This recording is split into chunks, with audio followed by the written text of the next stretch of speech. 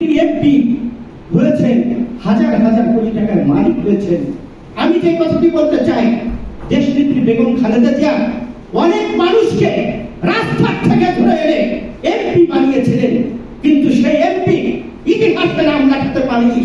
অনেকে রাস্তার থেকে ধরে এনে মন্ত্রী বানিয়েছিলেন, কিন্তু তারা ইতিহাসের পাতায় নাম লেখাতে পারেনি।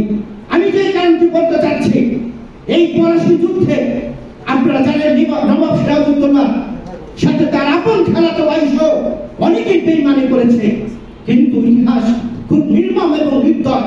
সেখানে আমরা দেখেছিলাম একজন নাচনেওয়ালা আলিয়া কিভাবে দেশপ্রেমিক, কিভাবে তিনি কারাগারে ছিলেন।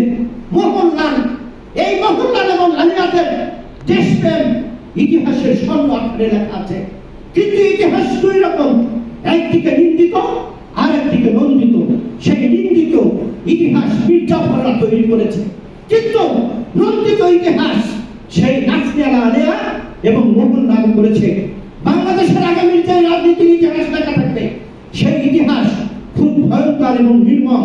যে ইতিহাসে বাংলাদেশের মানুষ থুতু নিক্ষেপ করবে শেখ হাসিনার নামের উপরে, যেমনটি আজকে মির্জাফরের উপরে থুতু নিক্ষেপ করে এই বাংলাদেশ না ভারতবর্ষের প্রতিটি নাগরিক, তেমনি এই ইতিহাসে লেখা থাকবে শেখ হাসিনার নাম, যেখানে শেখ হাসিনার নামের উপরে মানুষ থুতু নিক্ষেপ করবে।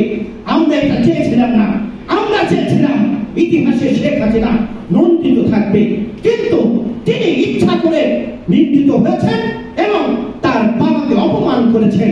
আমি যে কথাটি বলতে চাই, আপনারা জানেন বিএনপি অনেক নেতা মন্ত্রী এমপি হয়েছেন, অনেক কিছু হয়েছে, কিন্তু ইতিহাসে নাম লেখাতে পারেনি। রাজনীতির সবচেয়ে সফলতা হলো ইতিহাসে নাম লেখানো। সেই ইতিহাসে যদি আমরা নাম লেখাতে না পারি, আমরা এমপি মন্ত্রী যাই হই না কেন, কোনোটাই কাজে আসবে না। আজকে দেশনেত্রী বেগম খালেদা জিয়ার কাজের মেয়ে ফাতেমা ইতিহাসে স্বর্ণ করে নাম লেখা থাকবে।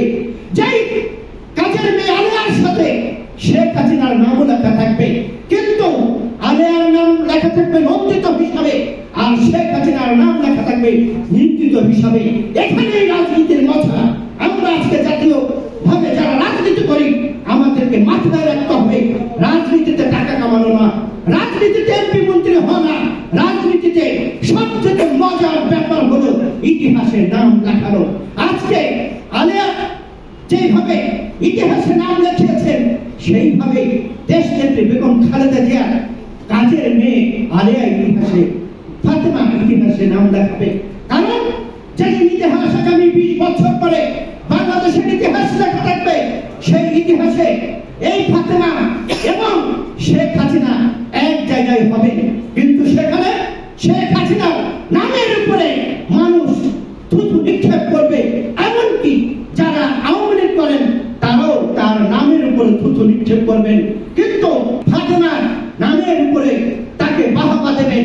যেমনটি হয়েছে পলাশী যুদ্ধে, এই আলিয়া এবং মোহনলালকে ইতিহাসে মানুষ তাকে গর্ব মনে করে এবং ইতিহাসে স্বর্ণ করে লেখা থাকবে। আমি যদি বলে শেষ করতে চাই, আপনারা জানেন